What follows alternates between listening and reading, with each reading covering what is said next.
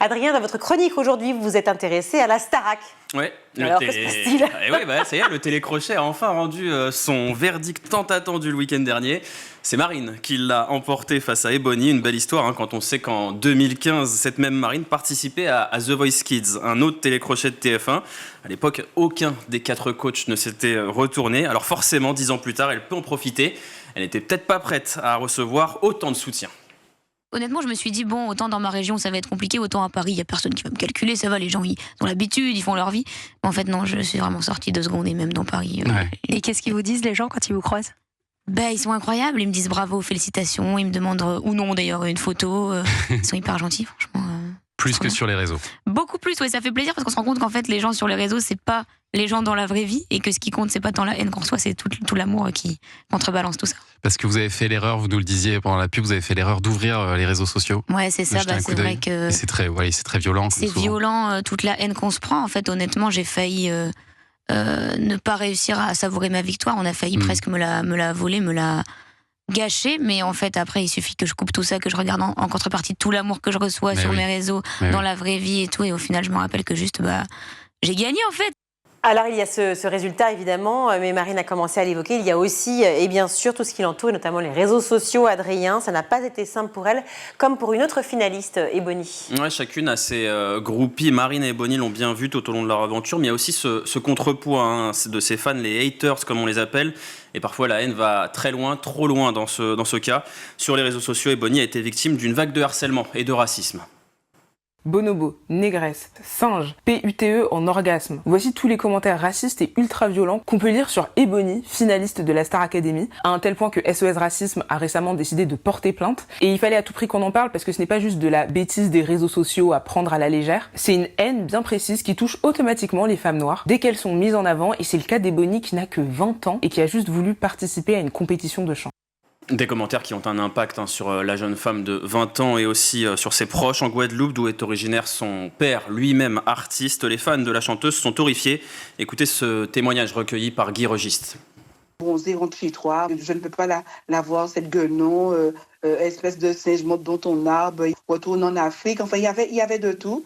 Ebony est bourrée de talent et nous avons eu le sentiment qu'on lui reproche d'être noire et aussi talentueuse. Et ça, c'est carrément insupportable. Et comme le disait la journaliste et influenceuse Sally, Ebony n'est pas la première à subir de tels propos racistes dans l'industrie musicale. Aya Nakamura y est malheureusement habituée. Elle lui avait d'ailleurs apporté son soutien avec cette story sur son compte Instagram et un message, une star en devenir qui dérange. Plus récemment encore, l'élection Miss France et le sacre d'Angélique Angarny-Philopon, Miss Martinique, n'a pas échappé à sa vague de commentaires racistes. Pour Estelle Ndanjo, journaliste et spécialiste des questions de genre, c'est de la misogynie noire, contraction entre misogynie et noir. Un mélange entre le racisme et le sexisme, c'est en fait une discrimination qui est à l'intersection de ces deux discriminations. Mais en fait, on sent encore une fois un manque d'information autour du racisme, c'est-à-dire le fait de ne pas remettre ces attaques dans le contexte du racisme structurel.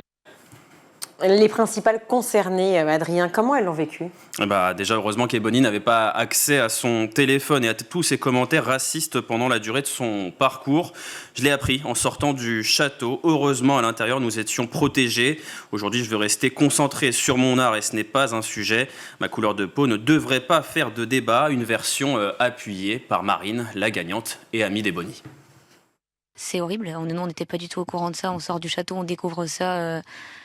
alors qu'on n'est pas du tout là-dedans, en fait. Nous, on veut pas ça, et bien sûr, je suis pas du tout d'accord avec ça. Je condamne toute forme de racisme envers Ebony et je la soutiendrai quoi qu'il arrive.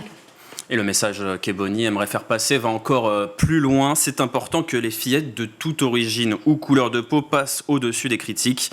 Il faut que tout le monde accepte les différences de l'autre. Elles ne doivent pas diviser, au contraire.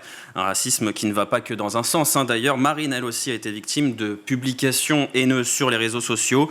Elle a juste gagné parce qu'elle est blanche ou Marine, sale blanche de merde. Voilà ce qu'on pouvait lire sur X.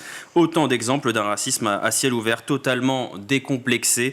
Mais derrière doivent suivre en contrepoids le soutien et surtout les condamnations. Après les plaintes déposées par la société de production Endemol fin décembre, puis par celle des associations SOS Racisme et la Maison des Potes. Cette semaine, le pôle national de lutte contre la haine en ligne du parquet de Paris a ouvert une enquête. Les investigations sur ces propos discriminatoires proférés en ligne ont été confiées à l'Office central de lutte contre les crimes contre l'humanité et les crimes de haine. Et bien sûr, le Grand JT est avec elle. Merci beaucoup, Adrien.